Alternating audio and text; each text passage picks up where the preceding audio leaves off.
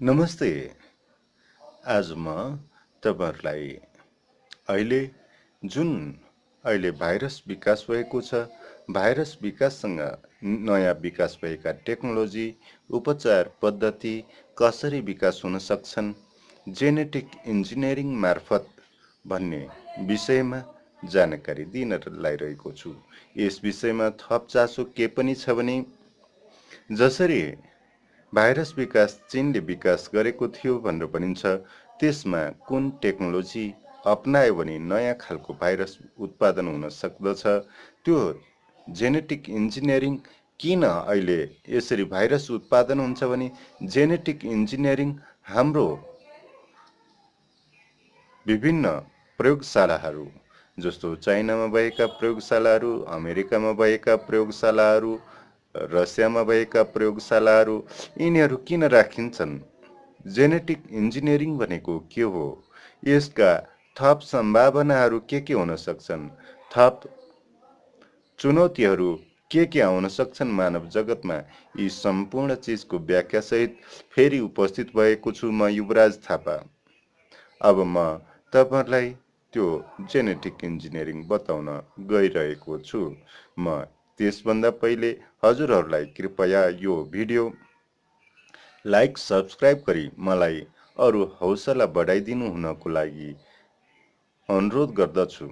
साथै रहेको घण्टी बटन थिची शेयर पनि गरिदिनु होला। यो घण्टी बटन थिच्नाले हजुरहरूको स्क्रिनमा यहाँबाट प्रसारण हुने बित्तिकै देखा पर्न सक्नेछ। यस्तै नयाँ नयाँ विषयहरू लिएर उपस्थित भइराख्नेछु। केही कमेन्ट भए, केही सुझाव भए कमेन्ट बक्समा हाल्न अवश्य नबिर्सनुहोला। यो जैविक प्रयोगशाला हाम्रो मानव जाति अथवा हाम्रो जीव विज्ञान अथवा जीव कोषहरूको अध्ययन गर्नको लागि बनाइएको हुन्छ।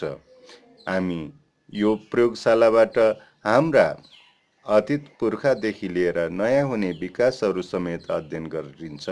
सम्पूर्ण जीवको कोषलाई डिएनए अथवा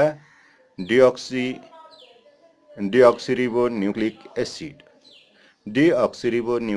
एसिडबाट विभिन्न अध्ययन हाम्रो प्रजाति अथवा कुनै पनि प्रजातिको अध्ययन गरिन्छ। हामीलाई थाहा छ, हामी सबैभन्दा पहिले हामी मान्छे अथवा जोसुकै प्राणी थिएनौँ। सबैभन्दा पहिले पृथ्वीमा जीव जागत नै थिएन। त्यतिखेर मात्र एमिबा ब्याक्टेरियाहरू, एक कोषीय जीवहरूको मात्रै उत्पादन भएको थियो। जब एक कोषीय जीव भयो, यो बिस्तारै दुई कोषीय, बहुकोषीय हुँदै अनि त्यो जलचर, थलचर र दुवै ठाउँमा बस्न सक्ने उभयचर प्रजातिहरू विकास भए। सबैभन्दा पहिला जलमा एक कोषीय जीवहरू उत्पत्ति भए। त्यसपछि बहुकोषीय हुँदै जलचरबाट उभयचर भए। उभयचरबाट विकास भयो स्थलचर। स्थलचर विकाससँगै त्यसपछि उड्ने प्रजाति चराहरूको पनि विकास हुन पुग्यो। यसरी हामीले डाइनोसरसम्मको उत्पत्ति र विनाशलाई देखेका त छैनौँ, यसलाई सुनेका छौँ, पढेका छौँ र हामीले डाइनोसरका विभिन्न अवशेषहरू हेरेर डाइनोसरको उपस्थिति हामीले प्रमाणित गरेका छौँ। आखिर यो डिअक्सिरिबोन्युक्लिक एसिडले के गर्दछ भने हामीमा रहेको जिनको एउटा कोड हुन्छ, त्यो कोड बोकेको हुन्छ।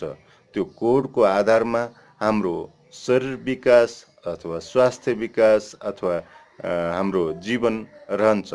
हाम्रो सम्पूर्ण जीवनको सत्य नै त्यो डिएनएले बोकेको हुन्छ। जब हाम्रो जाइगोट बन्दछ, जब शुक्र र डिम्ब मिलेर जाइगोट बन्दछ, त्यसमा एउटा जिन कोड विकास हुन पुग्छ। त्यो जिन कोड हाम्रो आफ्नो जिन हुन्छ।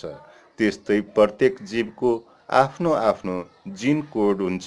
त्यो जिन कोडले हाम्रो जिन्दगी, हाम्रो शरीर र हाम्रो प्रक्रियाहरूलाई कमान्ड गर्दछ।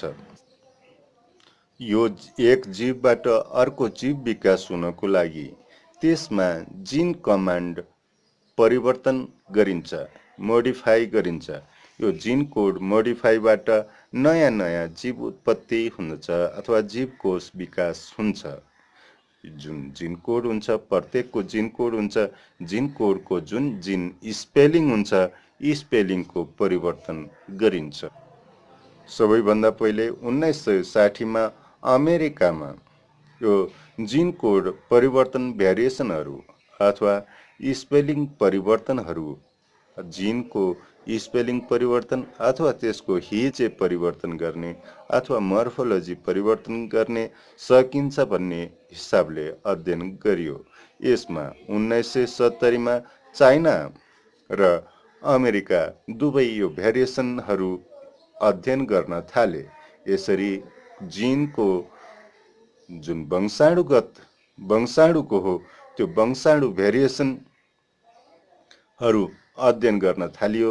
1974 मा मुसा नयाँ खालको विकास गरियो। यसरी नयाँ खालको विकास गरिएको मुसाबाट हामीलाई लाग्न सक्ने रोगहरू, रोगको उपचार विधिहरूको परीक्षण हुन थाल्यो। तसर्थ अहिलेसम्म हाम्रा रोगका उपचारका विभिन्न परीक्षणहरू मुसामा गर्ने गर्छौँ। त्यो मुसा पनि छुट्टै भ्यारिएसनबाट विकास गरिएको हुने गर्दछ। यो भ्यारिएसन विकासले हाम्रो रोगहरू सम्बन्धी अध्ययनमा ठुलो क्रान्ति ल्याउन सक्यो र यसले विभिन्न भ्याक्सिनहरू विकासमा पनि ठुलो सहयोग पुर्यायो। किनभने डाइरेक्ट परीक्षण मान्छेमा गर्नभन्दा पनि यो नयाँ भेरिएसन भएको मुसाबाट अनेक परीक्षणहरू गर्न थालियो। यस्तै क्रमशः अध्ययन क्रममा 1990 को दशक साह्रै नै महत्त्वपूर्ण रह्यो। जब हामी 1994 मा यो जिन भेरिएसन अथवा जिन स्पेलिङ अथवा जिनको वंशाणु हिज्जे परिवर्तन गरेर नयाँ खालको टुमाटो भनौँ गोलभेडा उत्पादन भयो। त्यो सँगै नयाँ खालका अरू जीवहरू पनि उत्पादन गर्न थालियो। जस्तो हाइब्रिड खालको सुँगुर जो छिटो ठुलो हुन्छ, माछा जो असाध्यै छिटो बढ्दछ, भ्यागुता जो असाध्यै छिटो बढ्दछ, कुखुरा जो असाध्यै छिटो बढ्दछ। यसरी यी प्रजातिहरू छिटो बढ्ने प्रजातिहरू विकास भएपछि मान्छेको खाद्य सामग्री आपूर्तिमा, मासु आपूर्तिमा मान्छेको जातलाई धेरै सहयोग पुग्यो। यस्तै त्यसपछि निरन्तर रूपमा अरू भ्यारिएसनहरू अध्ययन गर्न थालियो, जसले मान्छेको खाद्य पदार्थ आपूर्तिमा सहजता पुर्यायो। जस्तो गहुँको, जौको, चामल भनौँ यो धानको, अरू विभिन्न खाद्य सामग्रीहरूको बृहत उत्पादनमा पनि यो जिन कोड परिवर्तन प्रयोग गर्न थालियो। हामीलाई बेला बखत भाइरस आक्रमण भइराख्ने, विभिन्न रोगहरू फैलिराख्ने, विभिन्न रोगहरूलाई निवारण गर्नको लागि, भ्याक्सिन विकास गर्नको लागि यो पद्धति साह्रै सहज हुन पुग्यो। यो परिवर्तनमा हामीले भनौँ अथवा वैज्ञानिकहरूले CRISPR विधि छनौट गरे। यो CRISPR क्रिस्पर विधिबाट हामीले विभिन्न चिजहरूको अध्ययन गर्न सक्यो। भाइरसको कोडहरू परिवर्तन गर्ने, हिज्जे परिवर्तन गर्नको लागि यही CRISPR विधि प्रयोग गरियो। यसमा भाइरसको असरलाई कमजोर गर्न ब्याक्टेरिया प्रयोग गरियो। यो एन्टिब्याक्टेरिया अथवा एन्टिबायोटिक विकासमा यो जिन कोड परिवर्तन गर्ने सिद्धान्त नै प्रयोग गरियो। त्यसमा ब्याक्टेरिया गएर एउटा भाइरसको जिनको एउटा लाइन हुन्छ, त्यो जिनको लाइन टुक्राइदिएर बीचमा गएर त्यसको ब्याक्टेरियाको कोड गएर बसिदिन्छ। यसरी ब्याक्टेरियाको कोड गएर बीचमा बस्दिनाले जब यसरी बीचमा गएर यो दुईटा भाग छुट्याइदिएर बीचमा काटेर बीचमा गएर ब्याक्टेरियाको जिन बस्दछ। त्यसपछि भाइरस स्वत किल हुन सक्ने विधिहरू पनि विकास गरियो। यसलाई change the spelling of the gene code of virus and kill the virus. Virus मार्न छ भने भाइरस मार्न नसकिने तर त्यसको स्पेलिङ बिगारिदिएर त्यसको हिज्जे बिगारिदिएर त्यसको मोर्फोलोजी बिगारिदिएर त्यो भाइरस मार्न सकिन्छ भनेर विभिन्न भाइरसहरूको औषधिहरू प्रयोग गर्न थालियो। 1916 मा यो जब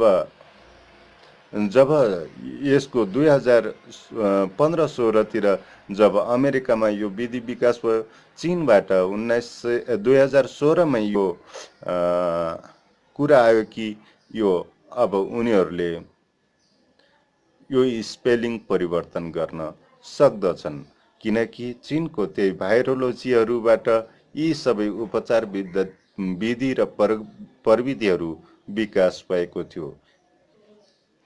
जसरी अमेरिकाले स्पेलिङ परिवर्तन गर्न सकिन्छ बेग्लै ढङ्गले भनेर भइरहेको बेलामा यही अमेरिका र चाइनाको साझा रूपमा अध्ययन गर्न थालिएको यो वुहानबाट क्यान्सरको स्पेलिङ परिवर्तन गरेर स्पेलिङ करेक्सनहरू बिगारिदिएर बीचको स्पेलिङहरू यसका विभिन्न स्पेलिङ कोडहरू हुन्छ त्यो कोड परिवर्तन गरेर क्यान्सरको उपचार गर्न सकिन्छ भन्ने दाबी गर्यो। क्यान्सर भनेको एउटा जिन कोड हाम्रो कोषमा रहेको जुन एउटा स्पेलिङको खराबी हुन्छ त्यो स्पेलिङ खराबीले त्यो कोषलाई मर्न दिँदैन बरु त्यहीबाट अरू कोषहरू उत्पादन गर्दछ। यसलाई चिनिया दाबीका अनुसार यो कोषलाई करेक्सन गरेर स्पेलिङ जुन स्पेलिङ इनकरेक्ट स्पेलिङ गएको थियो त्यो स्पेलिङ करेक्ट गरेर कोड जिन कोडको स्पेलिङ करेक्ट गरेर हामीले उपचार गर्न सक्दछौँ भन्ने दाबी तुरुन्तै आयो। त्यसलाई रिएडिटिङ द जिन कोड अथवा वंशाणु कोडको पुनः सम्पादन अथवा वंशाणु गुणको जुन सम्पादन हुन्छ त्यसमा जुन खराबी आएको थियो त्यसलाई फेरि रिकरेक्सन गरेर अथवा पुनः ठिक गरेर उपचार गर्न सकिन्छ भनेर दाबी आयो र सोही क्षेत्रमा यो चीनको भाइरोलोजी भनौँ अथवा यो वुहानको जैविक प्रयोगशालाहरूमा अध्ययन जारी छ। कर्मागत रूपमा वंशानुगत आएका रोगहरू पनि यो जिन कोड परिवर्तन गरेर उपचार गर्न सकिन्छ। जुन जस्तो हेडेकहरू अरू हामी पिता पुर्खादेखि विभिन्न रोगहरू एक पुस्ताबाट अर्को पुस्तामा सर्दछ वंशजन्य रोगहरू हुन्छ। यो वंशजन्य रोगहरूमा आएको जिन कोडको खराबीलाई पनि त्यसलाई रिएडिट गरेर उपचार गर्न सकिन्छ भन्ने विश्वासका साथ अहिले यस सम्बन्धी कार्यहरू पनि जैविक अध्ययनशालाहरूमा भइरहेको छ। हाम्रो एम्ब्रियो परिवर्तन गर्न सक्ने हाम्रो जिन कोडहरूको एम्ब्रियोजहरूलाई पनि अध्ययन गर्न सक्ने पढ्न सक्ने र नयाँ खालको विकास गर्न सक्ने सम्भावना पनि विकास भएको छ। जस्तो हामीले अघि कुरा गर्यौं जब जिनमा कुनै पनि स्पेलिङमा एरर भएको कारणले त्यहाँ नयाँ रोग उत्पन्न हुन्छ। जब स्पेलिङ करेक्ट गरिन्छ त्यो ठिक हुन्छ। त्यो चाहे वंशानुगत आएको रोग होस् अथवा नयाँ विकास भएको रोग होस् यसलाई जिन कोड परिवर्तन गर्न सकिन्छ भन्ने विश्वासका साथ अहिले चिनिया अमेरिकनहरू काम गरिरहेका छन्। यिनीहरू कतिपय ज्ञानहरू आदान प्रदान हुने हुँदा यसलाई अहिले डोनाल्ड ट्रम्प यसलाई जासुसी ठान्दछन्। सामान्यतया युनिभर्सिटीको विद्याहरू के हुने गर्दछन् भने एक युनिभर्सिटीबाट अर्को युनिभर्सिटीमा साझा हुने गर्दछन्। जस्तो नेपालमा पढेका स्टुडेन्टहरू नेपालमा पढाइने नयाँ नयाँ विषयहरू ती चिजहरू नेपालका विद्यार्थीहरू अमेरिका गए भने त्यहाँ पनि साझा गर्दछन्। त्यस्तै अमेरिकामा नयाँ फाइन्डिङहरू नेपाली विद्यार्थी गयो भने नेपाली विद्यार्थीलाई साझा नगरिने कुरा हुँदैन। त्यस्तै यो टेक्नोलोजीमा चाइना पनि धेरै अगाडि गएको छ। चाइनाका युनिभर्सिटीहरू पनि आफ्ना नयाँ नयाँ फाइन्डिङहरू विद्यार्थीहरूलाई र प्रोफेसरहरूसँग सेयर हुने हुनाले यो टेक्नोलोजी प्रोफेसरहरू मार्फत एक अर्कोसँग सेयर नहुने कुरै भएन। यसमा मैले डोनाल्ड ट्रम्पको एउटा के गल्ती गर्दछु भने युनिभर्सिटी लेक्चररहरूलाई अहिले जुन पक्राउ गरिएको छ त्यो गलत देख्दछु। किनभने लेक्चररहरू मात्र अध्ययन गर्दछन्। उनीहरूको काम अध्ययन गर्ने र आफ्नो अध्ययन साझा गर्ने हुन पुग्दछ। जब यससँगै एम्ब्रियोमा भएको जिन कोड परिवर्तनमा नयाँ कमान्ड दिन सकिन्छ, नयाँ इन्स्ट्रक्सन दिन सकिन्छ भन्ने कुराले नयाँ स्पेलिङ भर्न सकिन्छ, कुनै पनि स्पेलिङहरू नयाँ ल्याएर राख्न सकिन्छ भन्ने कुराले जीव जगतमा ठुलो परिवर्तन हुने सम्भावना देखाएको छ। जो पहिले साइन्स फिक्सन अथवा विज्ञान कथानकहरूमा देखिन्थ्यो विभिन्न भविष्यवाणीहरू, अहिले त्यो जीव कथानकमा रहेका भविष्यवाणीहरू अथवा त्यतिखेरका परिकल्पनाहरू अहिले जीव विज्ञानले साध्य जुन गर्न सक्लान् भन्ने भविष्यवाणी गर्न थालिएको छ। यसरी मानव जगतमा जिन कोडहरू रिएडिटिङ हुन थालेपछि अब मान्छेले यो जिन कोड एडिटिङबाट के मान्छेमा पखेटा आउने बनाउन सक्छ? अहिले CRISPR विधि भन्दछ, हो सकिन्छ।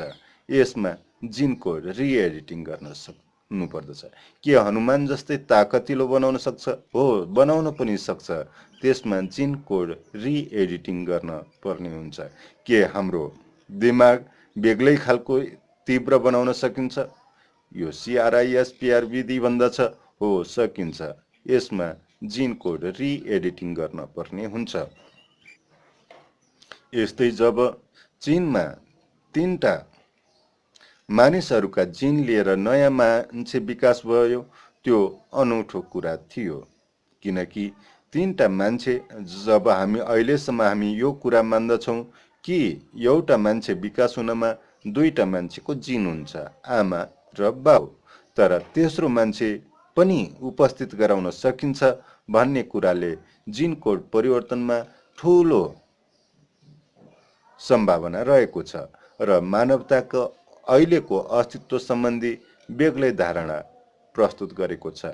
के मान्छे हनुमान जस्तै अग्लो हुन सक्छ? के हनुमान जस्तै सानो हुन सक्दछ? के हनुमान जस्तै यहाँ एउटा खुट्टाले टेक्ने अर्को खुट्टाले चन्द्रमा टेक्ने हुन सक्दछ? के मान्छेहरूको शरीरमा अत्याधिक वृद्धि गर्न सकिन्छ? के जिन परिवर्तन गरेरमा के मान्छे अमर गराउन सकिन्छ? कहिले नमर्ने जिन, बुढ्यौली कहिले पनि नलाग्ने बनाउन सकिन्छ? एन्टी एजिङ गर्न सकिन्छ? आदि प्रश्नहरू पनि, आदि सम्भावनाहरू सम्बन्धी वैज्ञानिकहरू खोजी गरिरहेका छन् र मान्छेहरूले यो पनि प्रश्न गरिरहेका छन्, यो गर्नु हुँदैन। किनकि यो एन्टी एजिङ गर्दा लम्बानु एउटालाई एन्टी एजिङ गरेर एउटा राजालाई सधैँ राजा भइराख्ने पो हुन्छ कि? कुनै देशले आफ्नो आर्मीलाई यसरी विकास गर्नेछ कि ती चाहिँ सुपर आर्मी हुनेछन्, सुपर सोल्जर्स हुनेछन् र त्यो अभेद्य हुनेछन्। यसरी मान्छे आफ्नो प्रकृतिसँग कसरी खेल्दैछ, यसमा प्रश्न चिन्ह पनि खडा भइरहेका छन्। इन्टेलिजेन्स लेभल कति गर्न सक्नेछन्? के मान्छे उडेर अन्तरिक्षमा जान सक्ने बनाउने छन्? आदि विविध प्रश्नहरू। यसमा जे पनि एडिट गर्न सकिने भनिसकेपछि यसमा के बन्न सक्नेछ भन्ने कुराको खाकाहरू मान्छेले सोच्यो भने अचम्म महसुस गर्दैछन्। के यो जिन रिएडिटिङ कहाँसम्म पुर्याउने त? मान्छेको जातमा पनि पुर्याउने कि मान्छेको जातमा नपुर्याउने? मान्छेलाई रोग कहिल्यै पनि नलाग्ने, बुढ्यौली कहिल्यै पनि नहुने त्यस्ता परिवर्तनहरू रिस्पेलिङ गरियो भनेदेखि के हुनेछ त? यो प्रश्न छ। कृपया यो कार्यक्रम मन पर्यो भने मन अवश्य किनकि यस्ता प्रोग्रामहरू यो वास्तविक कुनै कथानक कुराहरू बनिँदैन, यसमा पुरै अध्ययनका कुराहरू बनिन्छ र तपाईँहरूलाई जरुरी रिसर्चका कुराहरू बताइएको हुन्छ। विद्यार्थीहरूका लागि पनि अत्यन्त जरुरी हुने हुनाले यसलाई कृपया यो कार्यक्रम बनाउनको लागि निकै मेहनत परेको हुन्छ, निकै अध्ययन गर्नु परेको हुन्छ र अझै अध्ययन गर्नको लागि तपाईँहरूको एउटा सब्सक्राइब, एउटा लाइक, एउटा सेयरले मलाई ठुलो हौसला मिल्ने थियो। हस् त, धन्यवाद, नमस्ते। फेरि भेटौँला अर्को कार्यक्रममा। म फेरि अर्को नयाँ रिसर्च विषय लिएर उपस्थित हुनेछु। हजुरहरूलाई फेरि यति धैर्यपूर्वक सुनिदिनु भएकोमा धन्यवाद भन्दै बिदा हुन्छु। हस्त, धन्यवाद, नमस्ते।